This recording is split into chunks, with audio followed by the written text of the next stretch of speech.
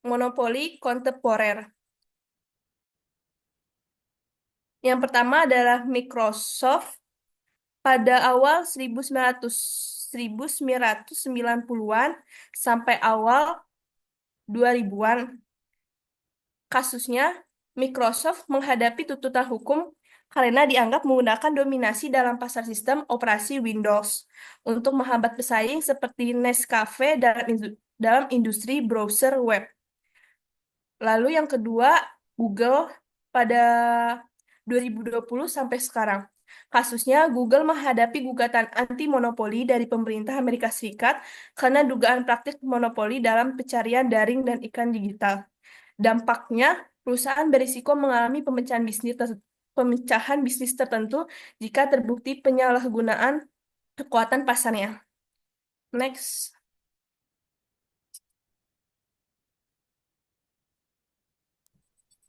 Selanjutnya ada contoh monopoli dalam regulasi untuk mengatasi monopoli. Banyak negara yang memiliki undang-undang untuk membatasi kekuatan monopoli. Contoh yang pertama itu ada di US yang mengenai melarang praktik monopoli yang membatasi perdagangan.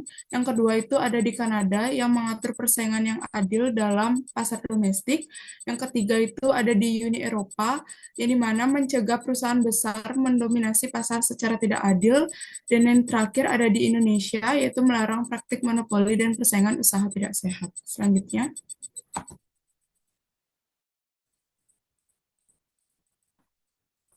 itu ada studi kasus mengenai PT KAI. Pada tahun 2003, negara Asia yang terkena dampaknya krisis ekonomi dan didorong oleh perencanaan era bebas perdagangan. Selanjutnya, bisnis dimulai berusaha untuk memenangkan persaingan dengan para pesaingnya. Persaingan tingkat harga antar sarana transportasi darat, antara mobil, kereta api, bus, dan sepeda motor. Faktor yang biasanya sering dialami oleh pelanggan itu ada faktor pelayanan, faktor harga, dan faktor fasilitas kenyamanan.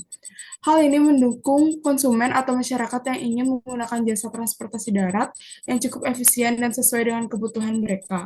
Di mana setiap individu ada beberapa yang ingin lebih cepat sampai dan di satu sisi lain agar lebih efisien dalam waktu.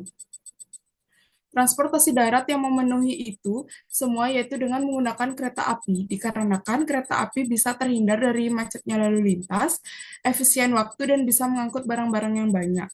Selain itu, kereta api juga meningkatkan pengembangan ekonomi, contohnya seperti PT KAI, yang dimana dapat menggunakan kekuatan pasar monopoli untuk menentukan harga dan output jangka panjang dalam monopoli. Hal ini juga mempengaruhi keputusan konsumen dalam memilih transportasi darat yang akan digunakan. Dengan ini, kereta api memanfaatkan pasar monopoli karena tidak ada yang dapat menggantikan, dan konsumen juga memanfaatkan tidak ada pilihan lain selain menggunakan transportasi darat oleh perusahaan kereta api jika ingin lebih efisien waktu, cepat, dan harganya juga terjangkau. Next.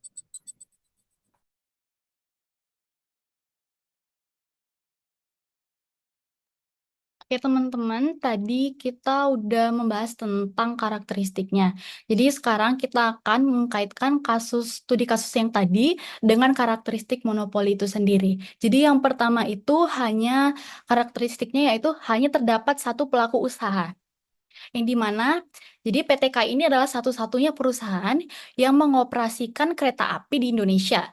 Karena tidak ada pesaing yang menawarkan layanan serupa, masyarakat harus menggunakan jasa PT KAI jika ingin berpergian dengan kereta api. Kemudian yang kedua, tidak tersedia produk pengganti yang sejenis.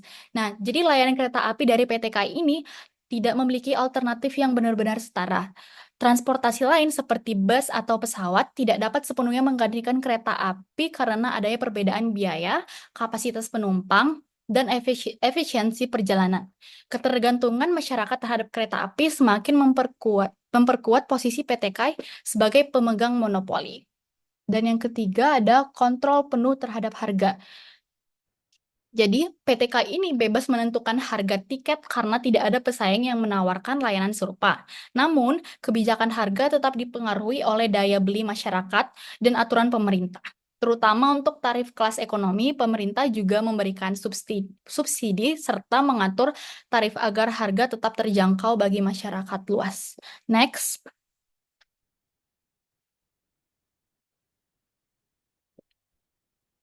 Baik, yang keempat ada hambatan masuk yang tinggi. Jadi, industri perkeretaapian memiliki berbagai hambatan masuk atau barriers to entry yang tinggi bagi pesaing potensial, seperti yang pertama, investasi besar dalam infrastruktur, yaitu membangun jalur kereta api, stasiun, dan fasilitas pendukung yang memerlukan modal yang sangat besar sehingga sulit bagi perusahaan lain untuk masuk ke industri ini. Yang kedua, teknologi dan sumber daya manusia. Pengelolaan sistem perkeretaapian memerlukan teknologi canggih serta tenaga kerja yang terlatih yang menjadi tantangan bagi pesaing baru. Dan yang ketiga, ada regulasi ketat. Pemerintah mengatur sektor ini dengan ketat dan izin operasi untuk layanan kereta api sangat sulit diperoleh oleh pihak swasta. Dan yang kelima, ada minimnya kebutuhan promosi. Karena tidak ada pesaing langsung, PT KAI tidak menghadapi tekanan persaingan yang mengharuskannya melakukan promosi besar-besaran. Namun, PT KAI tetap melakukan kampanye pemasaran untuk meningkatkan citra perusahaan, menarik pelanggan, serta memperkenalkan layanan baru guna meningkatkan kenyamanan dan pengalaman pengguna.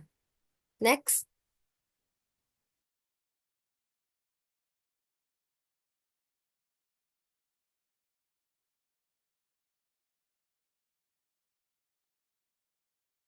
Lalu ada dampak monopoli dalam kasus PT KAI. Yang pertama yaitu keuntungan monopoli. Dalam PT KAI, yang pertama adalah efisiensi operasional. PT KAI mampu mencapai skala ekonomi yang memungkinkan sebagai efisiensi dalam operasional dan pengelolaan sumber daya. Yang kedua, investasi infrastruktur. PT KAI dapat mengalokasikan keuntungan untuk investasi jangka panjang dalam pengembangan infrastruktur. Lalu, kerugian dari monopoli pada kasus PT KAI, yang pertama, kurangnya inovasi dan peningkatan layanan. Insentif bagi PT KAI untuk berinovasi dan meningkatkan layanan cenderung berkurang, meskipun telah dilakukan upaya modernisasi, penumpang masih mengeluhkan kualitas pelayanan, keterlambatan jadwal, dan kondisi fasilitas yang belum memadai. Lalu yang kedua, potensi penyalahgunaan posisi dominan. PT KAI berpotensi menyalahgunakan posisi dalam tarif, pengadaan, dan kebijakan operasional. Next.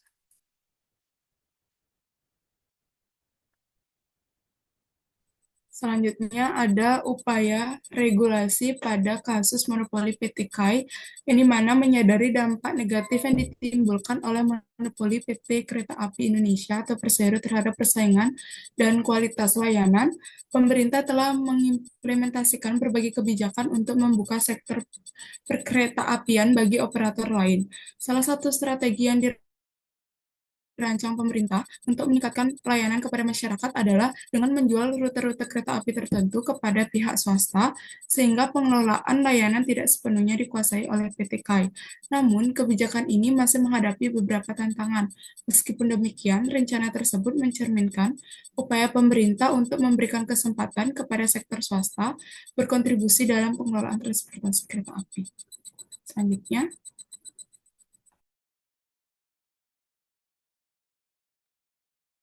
Baik, yang terakhir itu saya akan menyampaikan kesimpulan dari pemaparan materi dari kelompok 3 yang telah kami paparkan, di mana kesimpulan yang kami dapat tarik yaitu pasar monopoli adalah pasar dengan satu penjual yang menguasai seluruh penawaran tanpa pesaing, di mana perusahaan dalam pasar ini memiliki kendali penuh atas harga dan seringkali dapat menetapkan harga yang lebih tinggi daripada di pasar pesaing. Monopoli dapat terbentuk karena berbagai faktor seperti penguasaan sumber daya alam, regulasi pemerintah, dan skala ekonomi yang membuat pesaing sulit masuk ke pasar. Meskipun monopoli dapat mendorong inovasi, dominasi tanpa persaingan juga dapat menyebabkan harga yang tinggi, penurunan kualitas produk, serta kurangnya dorongan untuk berinovasi lebih lanjut. Untuk mengatasi dampak negatifnya, pemerintah menerapkan kebijakan seperti kebijakan antitrust, yang dimana kebijakan ini berguna untuk mencegah praktik yang merugikan konsumen. Selanjutnya itu monopoli juga bisa membawa manfaat seperti efisiensi dan juga inovasi.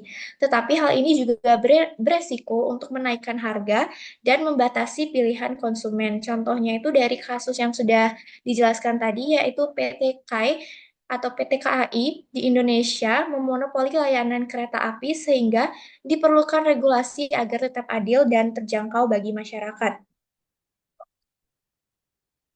Selanjutnya ada sesi diskusi di mana sesi ini teman-teman yang lain dapat memberikan saran dan juga kesimpulan di link Google Docs yang akan kami kirimkan nantinya di WA Group. Oke, baik. Demikianlah pemaparan kami dari kelompok 3. Kami memohon maaf apabila dalam penyampaian tadi ada kesalahan kata ataupun beberapa pernyataan yang menyinggung. Dan terima kasih atas perhatiannya. Kami tutup dengan selamat sore.